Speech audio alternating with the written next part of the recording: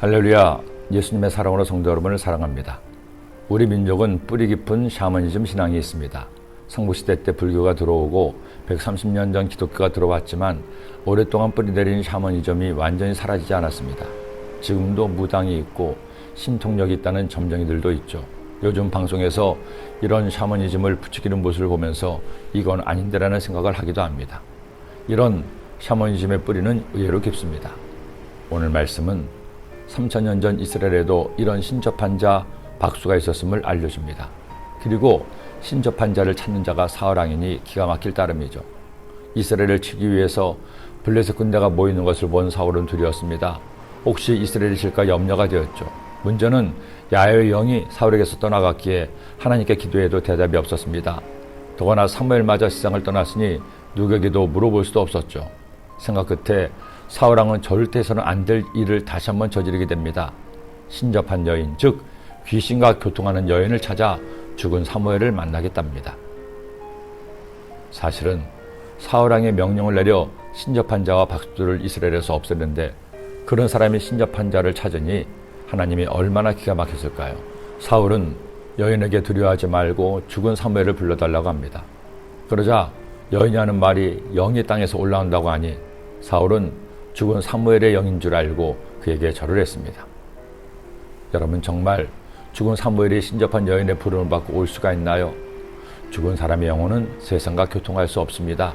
신접한 여인이 본 것은 사무엘 형상을 하고 나타난 귀신일 것입니다. 그런데도 두려움에 빠진 사울은 나타난 영과 대화를 합니다. 하지만 이 귀신의 영조차도 하나님의 뜻을 어길 수가 없었죠. 하나님께서는 이 영을 통해서도 이처럼 경고하셨습니다.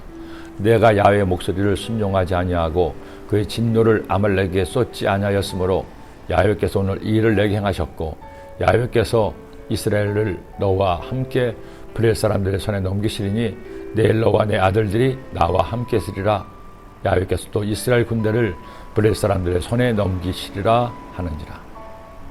내일 사울과 사울의 아들들이 죽음을 당할 것이라는 예언이었습니다. 그 말을 들은 사울은 충격을 받고 그 자리에서 쓰러졌습니다. 하루 종일 굶은 터에 이런 예언까지 들으니 감당할 수가 없었던 것이죠.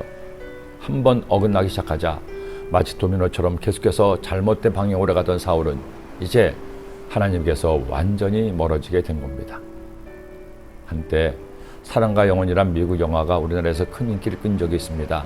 사랑하는 남녀가 행복한 내일을 꿈꾸며 행복한 나날을 보내던 중 강도 습격으로 남자가 그만 살해당했습니다.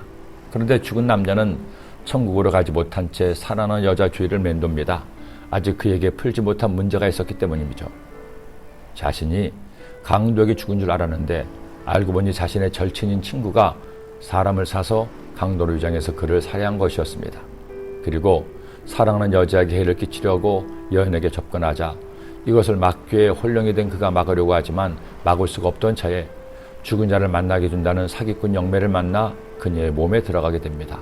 그리고 영매를 통해 사랑하는 여인에게 진실을 알려주고 친구의 음모를 막은 후 결국 천국으로 올라가게 된다는 줄거리 영화입니다. 당시 이 영화가 얼마나 큰 인기를 끌었는지 영화에서 나오는 노래 역시 인기를 끌기도 했습니다.